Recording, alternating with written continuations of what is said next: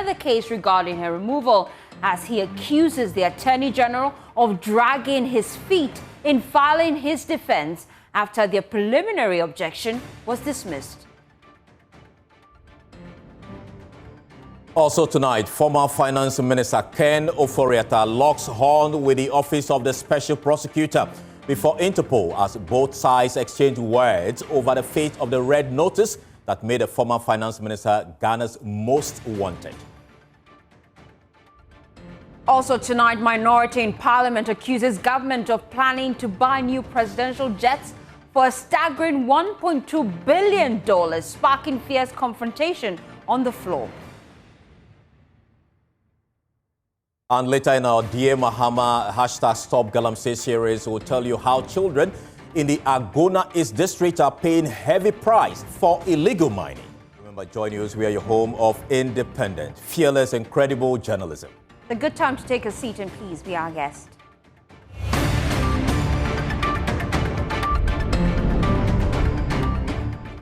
Let's begin from the legal front, because tonight, former Finance Minister Ken Ofori-Atta is locking horns with the Office of the Special Prosecutor before Interpol, as both sides exchange strong arguments over the red notice that made the former minister Ghana's most wanted.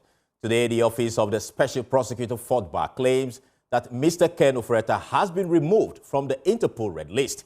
The former finance minister was placed on the International Criminal Police Organization's red list in June 2025 upon request from the OSP for using public office for profit.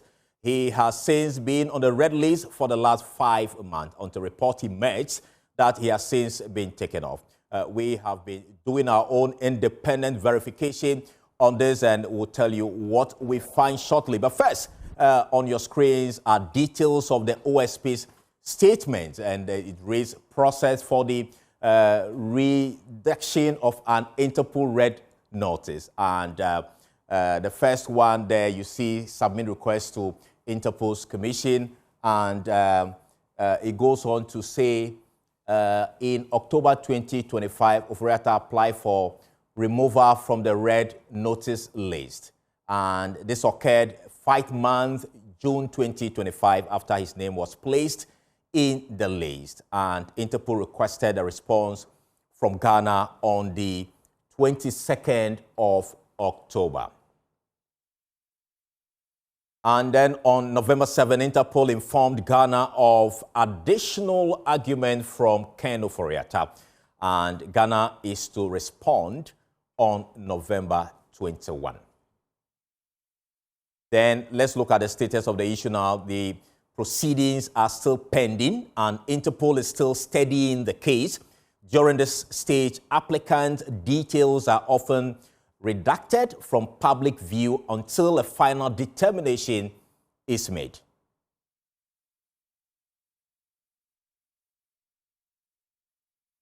Caleb Ziblim, in our a key member of our research desk, joins us in the studio just to give us a breakdown of some of these things. We've been digging into Interpol's website. Let's start on that front. What exactly do we know? Okay, so we want to understand how your name could be taken off the Interpol red notice list. So for it to be taken off, a request has to be made. So in Interpol system, there's an independence commission, and they handle things like this. So you have to send a request to Interpol's independence commission. It's called CCF. So you send the commission to Interpol's commission, then the commission usually takes about 9 months to make a decision on the case. But then after you send your request to Interpol's commission, you can request that Interpol blocks or redacts your name from the red notice website while pending the full determination of your case. So, but this decision is not automatic. You have to request for it. If the commission finds merit in your case, then they take it off. So we assume that the lawyers for Ofori-Atta asked the commission to redact his name from the from the Interpol's red notice list while the full case is ongoing. And because the commission will not do this on their own. So these are the steps. You take your request to the Independence Commission. Usually takes about 9 months for them to fully sit on the case and make a determination on whether they should take your name off the list. And then you can, in the interim, ask the commission to redact your name from the website pending the full determination of the case. But then when we're going through the list of the whether a red notice will be issued or not, we came out with 3 broad categories. The first is if it's a custom or behavioral nature of the case. So if it's something that deals with the custom of where you're coming from, don't not issue a red notice for you. Also, if it's a private matter, don't not issue a red notice for you. But then the interesting one was if the offense is an administrative nature. And then in the Interpol's list, they gave this an example. And if you can put this on the screen for the audience to read. It says, offenses related to causing damage to public funds. For example, contracts concluded in violation of internal procedures or negligence in the performance of duties where there is no personal gain, whether direct or indirect, and no physical harm to individuals, and there is no gross negligence or evidence of corruption or fraud. So it's safe to assume that, and now that we have the full charge sheets from the OSP, it's safe to assume that lawyers for Ofori-Atta possibly went to Interpol based on this category, which is exempt for them to issue a red notice for you. But then you have to prove your case, whether there's indeed no personal gain, there's no physical or harm to individuals, and also there's a broader exemption. That's if it's an organized crime in nature. And if you read the charge sheets, the OSP says this indeed was an organized crime. So I'm sure this is what the OSP and Ken Ofori-Atta's lawyer will be arguing about. Right. Thank you so much, Caleb. Now let's do this and bring in Nana Ije Bafwewa. He's a lawyer, a member of Parliament of Menchia South Colours. Yep. So thank you so much for joining us. From what we know now, it appears safe to say that at least Ken Ofori-Atta's lawyers are making strong arguments, and probably his name is still on the red list. Details are currently not on that Interpol red list, though. Your reaction?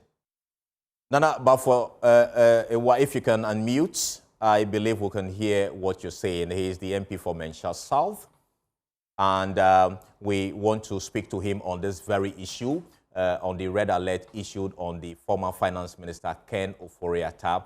Earlier, you heard a story that certain, comments were being made about whether or not his name has been removed from the Interpol red list or not, and we'll bring him shortly. But lawyers for dismissed Chief Justice Gertrude Torkornoo are pushing back against claims that her case has no jurisdiction at the ECOWAS court, accusing the Attorney General's office of delaying its response after their preliminary objection was dismissed. Now, the Court of Justice earlier rejected the former Chief Justice's application seeking interim measures to halt the work of the committee that investigated her removal.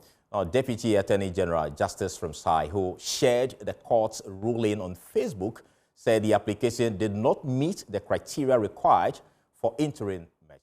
The ECOWAS court has this morning dismissed Mrs. Justice Gertrude Torkornoo's application for interim measures. The court stated that the application did not satisfy the criteria for a grant of interim measures. More particularly, the court held that the applicant's own conduct defeats her claim of imminent and irreparable harm. The court is therefore satisfied that the applicant has not demonstrated the existence of imminent or exceptional circumstance that would justify the urgency of the application filed almost 3 months after the act complained of. In the light of the applicant's failure to meet the requirement of urgency, the court finds no basis to assess the remaining criteria for provisional measures, same being cumulative. The request for a provisional measures, as outlined by the applicant, same not substantiated, is therefore dismissed.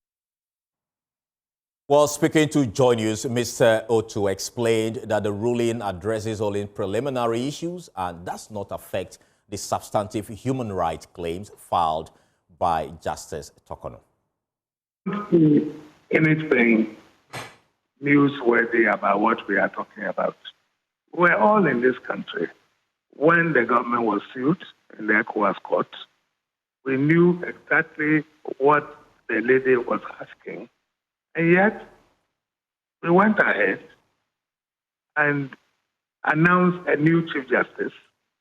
The person went through vetting. The minority tried to draw attention to the pendency of these issues. Parliament will not have none of that. The minority had to walk out. Eventually, the person nominated was vetted, and the person was then sworn into office. What do you think is the effect of all this on the case? They have to say, you know, place a fear complete, you know, on them. That look, we have done all these things already. So what's the point of you going to hear this application? So to me, this thing is not newsworthy. There's nothing to talk about because we all know that as we speak today, there is a new Chief Justice who has even been sworn in. So what are we looking for? You but you didn't withdraw the application, did you? Reverse it and go back or what? There's nothing. That's why they are saying, let us go into the merits of the case. Since the application was filed, they have refused to respond to the case itself. And the court is saying, go and file your response within 30 days and come and let us go into this matter. As for this preliminary offense, it's of no use, it's of no value because you have fixed them with fear complete already. You've done all that you want to do. So we'll hear this matter. Let us go into the full matter itself. Okay. That is my take on this matter. So, per our simple understanding, this does not affect the ledger of the substantive matter at all, in any way? At all, because when this case was filed, the first thing they told everybody was that the ECOWAS court has no jurisdiction. Some of us kept telling them that it is not true. The ECOWAS court operates whether or not a case is pending in your country. ECOWAS court will still hear so long as it has to do with the violation of human rights. But they were too full of themselves, kept saying that the court would dismiss it because there are pending cases in the Supreme Court, High Court, and so on, so which have not been dealt with. Now that ruling has gone against them, that they should file their process and let's hear the matter. Well, lawyer Martin Pebo joins us live here on Joy News Prime with more on this. I'd like to start with your initial reaction. First of all, we've been hearing from legal brains argue that the ECOWAS court did not even have jurisdiction to hear this case. But then the directive to the AG shows that they have jurisdiction. Let's start with some legal education on the background of this. Yeah, so what lawyer Ifo is referring to, the matter of the court can go into the case, that's the ECOWAS court or not. Well, I wasn't part of those who said the court couldn't go in. I granted interviews, I know the law, so I mentioned that no, the ECOWAS court could go into the matter whilst that's jurisdiction. I'm just avoiding the word jurisdiction to make it easier. Now, we've just been hearing from Aikweo to say that he's alleging that the AG is dragging his feet when it comes to filing his defense on the substantive case. I would like to pick your legal brains on this. Now, should the ECOWAS court indeed rule that there has been some sort of breach of human rights throughout this process, what then happens to the substantive process that led to a removal as Chief Justice? Martin Pebo, can you hear me? We're just trying to reconnect the lines to lawyer Martin Pebo to get some legal education. If you just tuned in, Aikweo to have been speaking to us here on the Joy News channel, just giving background to some of the things you've seen on social media. If you recall, Stremsai went on social media to talk about the application filed by Aikweo to seeking to injunct the entire process that led to the appointment of the acting Chief Justice, Paul Bafoboni, who now we know is substantive Chief Justice after being sworn in. And he has just been giving us some background that there's a substantive case where the former Chief Justice, Araba Tokonu, is just pushing really for the ECOWAS courts to rule in her favor that indeed her human right has been abused. I'm told I have clear connection now to lawyer Martin Pebo. Counsel, we appreciate your time. We're just trying to get some legal education on this. Should the court, the ECOWAS court, rule in favor of the former Chief Justice, what then happens to the substantive process that led to her removal? Okay, so it means that, simple and short, those will be cancelled, meaning that we were wrong to have gone through those processes. So let's cross the bridge when we get there. But for now, we have a substantive Chief Justice. Yes, as to whether Justice Tokonu can win so that this substantive Chief Justice will be removed from office, he should vacate. It's another matter altogether. We cannot attempt to answer that, otherwise, seen as going in the area of contempt of court. So let's take it one day at a time. Okay, I just wanted to get your thoughts on this. Now, as we take it a day at a time, really, if the court should establish that indeed her rights were abused, what then would be the fate of that Justice Poman committee that looked into her petitions that were filed against her and established that there was indeed stated misconduct? Would the work of the committee be now forced to be stepped aside? Absolutely, yes. If she wins, that will be the effect of it. It happens all the time. Yeah, in Ghana here, committees are set up, then it happens that they breach one rule or another. So if she's able to marshal evidence to persuade the court, yes, the court can rule that the whole process is null and void. But so let's wait. That's her case. We don't want to shoot down her case. I have commented earlier that for me, where I sit, what I saw wrong usually is not sufficient to overturn the process. No. From what I saw, I'm not discussing the case. I'm entitled to say what I've seen. I'm not discussing her case. I'm entitled to say what I've seen. And I'm saying that so far, following the process, what I saw wrong basically was the fact that she was not given the detailed ruling why President Mahama asked her to go face the Poman committee. But that one is not sufficient to make everything null and void, because in Ghana here, you see, coincidentally, about 21 years ago, I say coincidentally because you see, Ofori-Atta is one of the lawyers for Daniel Ofori. But about 21 years ago, Ofori-Atta was asked to also open his defense, which is similar, the same term, prima facie. A prima facie was made against Ofori-Atta in his criminal case. But the judge in that case did not give detailed reasons why Ofori-Atta should give his defense. And so he took the case to the Supreme Court. The Supreme Court said, when a judge doesn't write full reasons for a decision, it is bad. It shows bias. It shows thoughtlessness. It shows malice. But it is not enough to cancel the whole trial. So that is the decision we have. But what we can learn from it then is that as much as possible, when you say there's a prima facie against somebody, give a detailed ruling. And you see a typical example. When the first petition against Justice Tokono was presented by Professor Kweku Asare, probably called Agda, when Akufo-Addo was throwing out the case, Akufo-Addo gave detailed reasons. Today, if you Google, you will see it and you can read it. So going forward, that's what we should have done.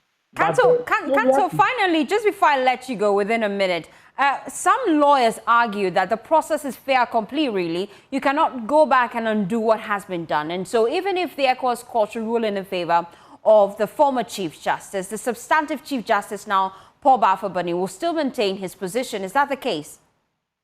No, that's not law. She's challenging this very process in the ECOWAS court. So if the court rules in her favor, it means that the substantive Chief Justice Baffa-Bani has to leave.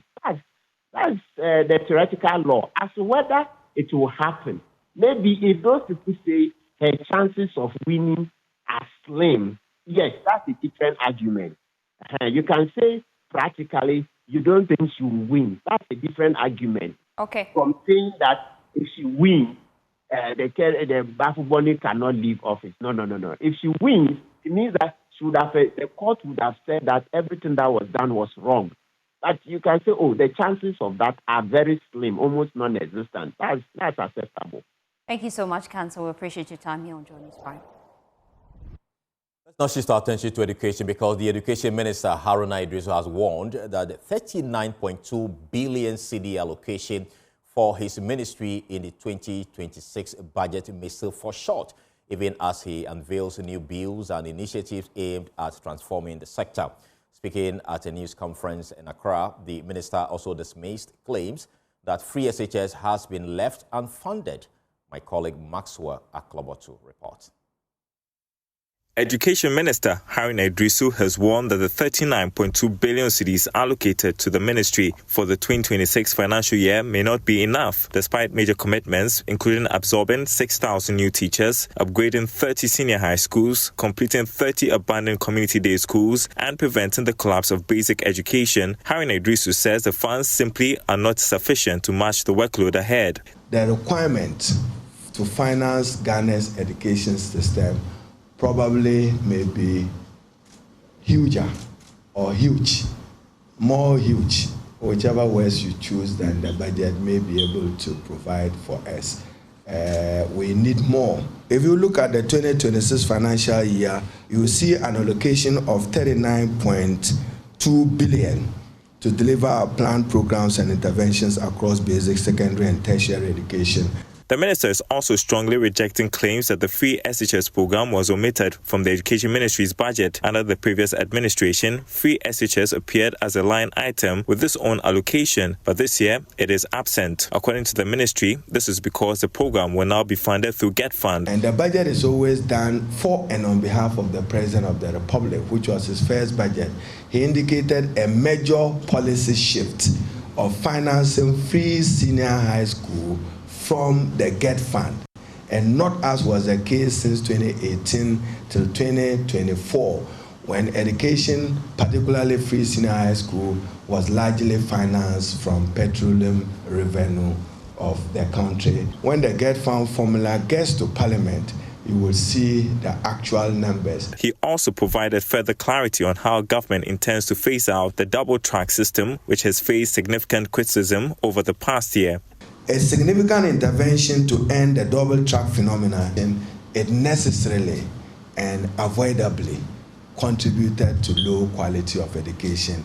We can respond to it through expanded infrastructure, through a digital provision, and we are happy to announce a new flagship program known as the Ghana Secondary Learning Improvement Program, a 2-year World Bank supported project valued at $180 million. For now, the ministry maintains confidence in its plans, even as concerns persist over whether the 2026 allocation can truly carry the load ahead. For Joy News, Maxwell Aklobotu's report read to you. Away from that, children in Kwayanku and Kwesitri Krom in the Agona East District are paying the heavy price of illegal mining miles away from the town. The Ayensu River, once their lifeline, now runs brown and polluted, forcing families to risk illness just to fetch water from it. School days are disrupted and childhoods are overshadowed by sickness. There's more in today's episode of Dear Mahama, #StopGalamsey. And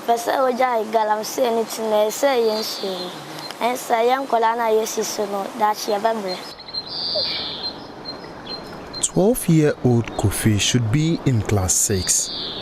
Instead, he's repeating class 5. He did not fail. He fell sick for a week, missing his exams. His family says the illness came from the Ayensu River, polluted by illegal mining upstream.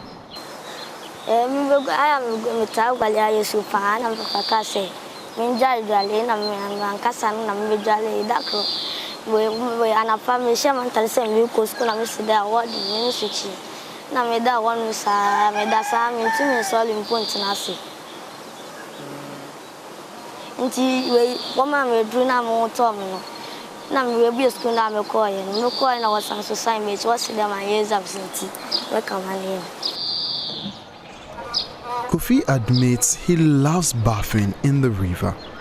Today, he only uses the Ayensu to wash his clothes. For many households, the Ayensu River is the only water source for drinking, bathing, and washing, and the impact on children's education is growing. Some miss classes, and others arrive late or tired. 14-year-old Kelvin Tifo from Kwesitri Krom Basic School is one of them. Pipes are not flowing because of the illegal mining going around. It makes the water unsafe. They use mercury for doing that illegal mine, that make the water contaminated for human beings. So if you drink it, it makes us ill. I am happy to be a Ghanaian, but sometimes I feel like I don't want to be a Ghanaian because of these bad things going around in this country. So let's talk about things we can do to conserve our water bodies. How can we conserve our water bodies? Yes. Teachers in both communities confirm this is a daily challenge for many people. Since we opened up school, we've not even get water, and it's about the 4th week this. We've not even getting water. And it affects even our academic work. Because the children need to go and fetch water from other sources, which may even delay our the resumption of our classes. Nana Obrebua has lived 81 years by the Ayensu. He feels the weight of disappointment. The sight of the river his generation is leaving behind haunts him. Oh, the children, they are going to suffer. Mostly at my age, how long? Can I spend another 30 years? I can't spend more than 30 years. I want the government to help us produce water for this country, and villages like ours, they have to get safe water for us to not be ill, and we should be healthy. If nothing changes, more pupils will fall behind, more families will struggle, and more futures will be affected. Emmanuel Jivenu, Joy News, Central Region. You're still watching Joy News Prime. We'll be back after this quick then. Please stay with us.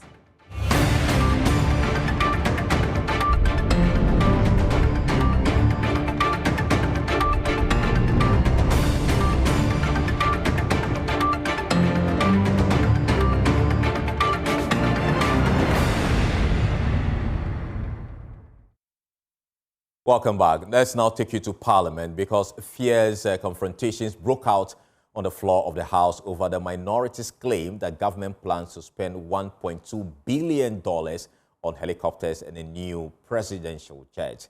There's more in the following report. There were fierce exchanges of words on the floor over the minority's claim that government intended to purchase helicopters and presidential jets at a cost of $1.2 billion. Former Lands and Natural Resources Minister Samuel Abujinapo made the claim in his debate of the 2026 budget. Mr. Speaker, in spite of all these problems, the government wants to spend $1.2 billion United States dollars to purchase presidential jets. To purchase presidential jets. Mr. Speaker, I'm talking about $1.2 billion United States dollars to purchase presidential debt when you cannot pay nurses, when you cannot pay teachers, when you cannot buy farm produce, when you cannot recruit workers. But even before he would finish, the majority leader, Mahama Ayariga, was on his feet contesting the assertion. It was in his response that he queried the former lands minister on which school he went and his knowledge of mathematics. The third item under Ministry of Defense is retooling of the Air Force. Retooling of the Air Force. And the figure there, CAPEX, is $2,532 million Ghana cedis. I went to primary school in Boku. You may doubt the quality of the schools in Boku, but I cannot imagine which primary school you went, where you were taught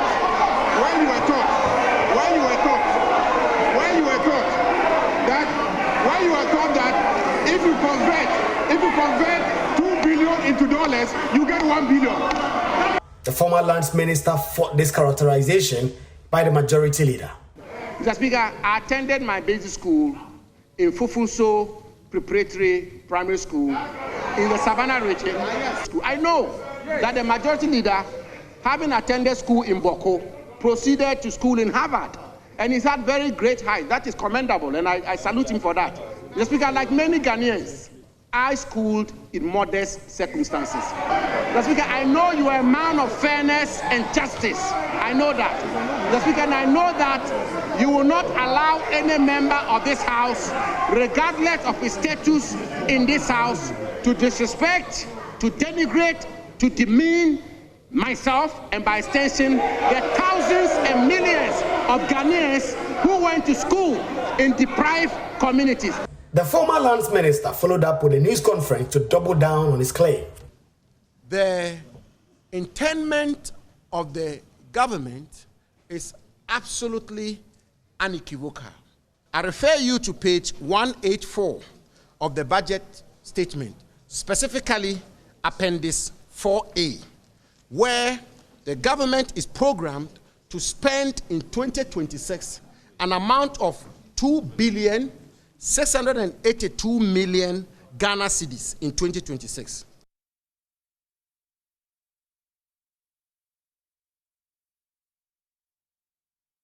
Away from Parliament, supporters of the New Patriotic Party stormed the Yoko's office in Accra, demanding the immediate release of the former managing director of the bulk oil storage and transportation company, Edwin Alfred Provençal, who has spent 10 days in custody. They allege his detention is meant to intimidate him, insisting there is no clear evidence of wrongdoing. Fatal Bayaga reports.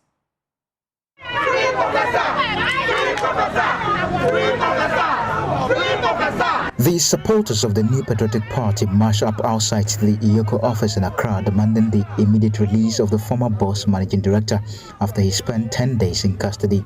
They insist the continued detention of Edwin Alfred Provençal is a deliberate attempt to intimidate him because of his affiliation with the MPP. Stephen Akwesi-Akwa is a leading member of the group and communication officer for the MPP in Adantan. I was in court yesterday. I don't think Iyoko made any case of a charge or any accusations against Dr. Edwin Provençal. All they are saying is that they are investigating him for what? Causing financial loss to the state and whatever. Where is your evidence? If you have that evidence to charge him for causing financial loss to the state, I believe by now you should be able to send him to court for the court to determine whether or not it is right for him to go home whilst your investigation goes on, or you keep him in your custody whilst you continue with investigations. I don't think it is right. I don't think it is democracy. I don't think it is right for his human right as well. The Constitution is clear on human rights violations, and it is clear. I mean, we should be honest to ourselves. You understand? If it is not for political persecution, what else? Tell me. He further accused Iyoko of violating Provençal's rights by keeping him in custody even after the court varied his bail conditions, paving the way for him to meet the terms. This is why we went to court to tell the court that they are violating his human rights. So, and the court granted that, and the court has ordered that you cannot continue to violate his human rights. So release him based on ABCD. That ABCD, I believe, is done. And so Iyoko, if they think they are not done or they claim they are not done with that, they should go back to the court to say. It's just frustrating. You saw people are massing up here, trying to create some kind of agitations and all that here. I don't think it's proper. I mean, this modern day democracy and politics, we should grow above personal interest or personal scores. Provençal was arrested on November 10 at the Kotoka International Airport while preparing to travel to Maputo. He is being investigated for alleged financial loss to the state in connection with the Gold for Oil program. The supporters say they will not back down and will continue to mount pressure until their member is released. For Joy News, Fatal Bayaga, Accra. Well, imagine spending a lifetime dreaming of a degree and finally earning it at age 86. That's the story of Reverend James Raymond Akwa, who today crowns 4 years of study with a theology degree from Central University. My colleague Stephen Mensah reports. Help me welcome Mr. James Akwa. I shall please have Chair of Council to please help with the award. Let's celebrate her. Let's celebrate him, sorry.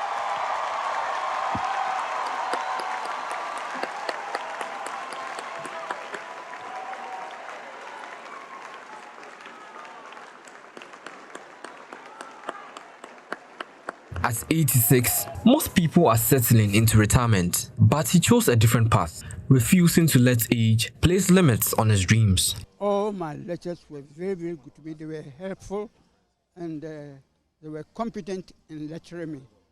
Family was very cooperative. They understood God's orders. So they were cooperative and helpful and understanding. So they didn't give me any stress or trouble at all during my course.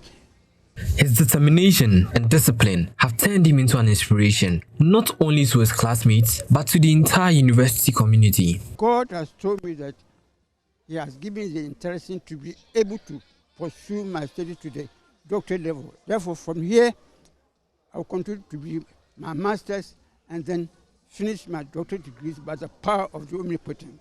For Favor Iwu, the overall best student of the graduating class, the drive to strengthen healthcare delivery across the country keeps her pushing forward. This degree is going to be a stepping stone for me.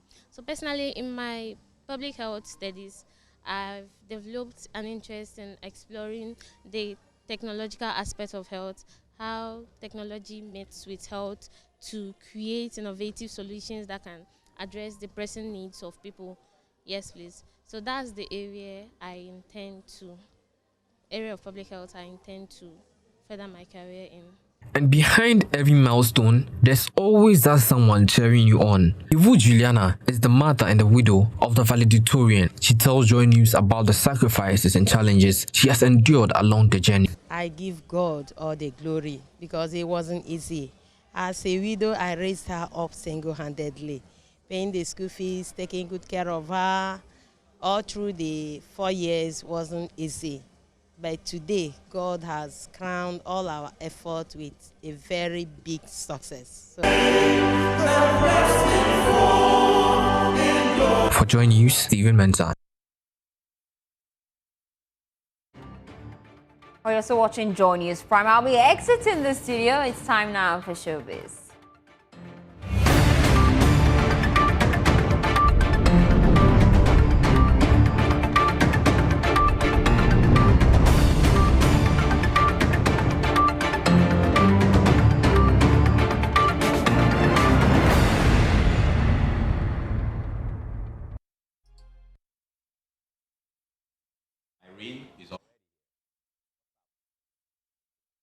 It's been a while. Yeah, we've missed you. What do we have? So today I'm taking you straight to the Ghana Tourism Authority because Mr. Alben Akansake, owner of Marlin Beach Resort and newly crowned Indigenous Tourism Investment Developer of the Year, has noted that the high cost of utilities, especially electricity and water, is driving up operational expenses and discouraging investors from committing to Ghana's local tourism sector. But you ask yourself, how much percentage of the population have that kind of resources to be able to pay for this? Yeah. And if they don't have the resource, is it that they are deprived of what they are the kind supposed to receive? Exactly. Yeah, that enjoyment. So I think, how do we also tackle that high cost of Ghanaian hotel rooms? The Sector Minister rightly put it, that they think the high cost of the hotel rooms are as a result of high utility bills. If I tell you our monthly ECG bills, I know. I don't want you to tell me. I wouldn't even, but I'm just saying. So, how can we afford to bring down the cost of a hotel room if I'm paying this amount of bills in ICG, water bills, and other things? So that was a fantastic policy. They said they'll partner with hotels to implement this kind of solar panels stuff in order to bring down our utility bills.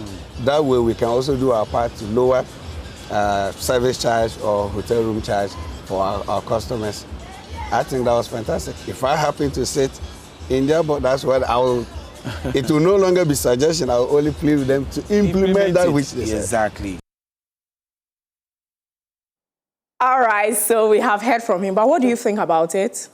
I think he has a point to a large extent, comparatively. Our hotel room is very expensive, so when they bring down the utilities, they can also factor. Sure. All right, so I'm taking you straight to China, or let's say UK, because okay. A Chinese-British filmmaker, Chi Kyun-chu, is saying that if you're a local filmmaker and you want your film to cross to, UK, America, and all of that, you have to factor the right audience, and also collaboration is key. Right. Chi Kyun has spoken.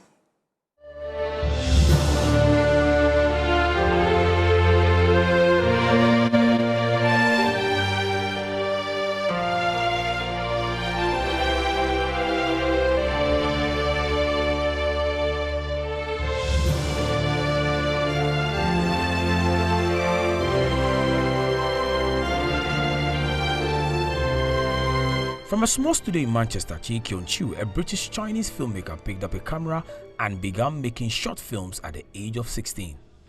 I started making shorts maybe 1997, 1998. I was 16, 17.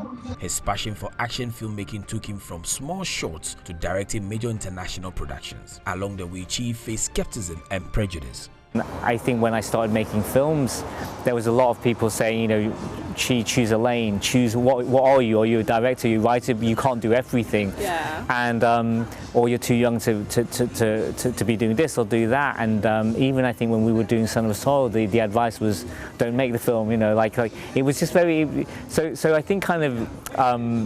The way I kind of view things is there's a lot of noise in the world, and what we have to try and do is kind of block it out. So actually it happens in terms of the same way where there's many films also in the UK and US that get made but don't get distributed. That's the kind of the unison, If you need, you don't have equipment or DOP, maybe you have a DOP who wants to shoot more drama. So I think it's just about kind of being smart. And being entrepreneurial and being kind of creative. And I think kind of what kind of happens is, I think rather than kind of waiting for, I'm going to wait for the job, I'm going to wait for someone to give me money, I'm going to wait. The whole world just keeps moving by. So I think I take this view of saying network. I think kind of attend film festivals like Black Star, kind of International Film Festival. Just be more proactive. Yeah. Wow, interesting. This is for the local filmmakers. Yeah. Is he planning to do anything here in Ghana? Yeah, he mentioned that he did in Nigeria and then the experience was good. So someday we would have him come to Ghana. Let him come to Ghana. All right, but I'm taking you to our last story where Guru has opened up or has shared the inspiration behind the song Kasiebo. I don't know if you know the song. Yeah, I've heard that. The song he did with Obrafo. Wow. And so that's a long time. Yeah, he's actually saying that sitting in a trosky and then listening to the news inspired that lyrics. Yeah.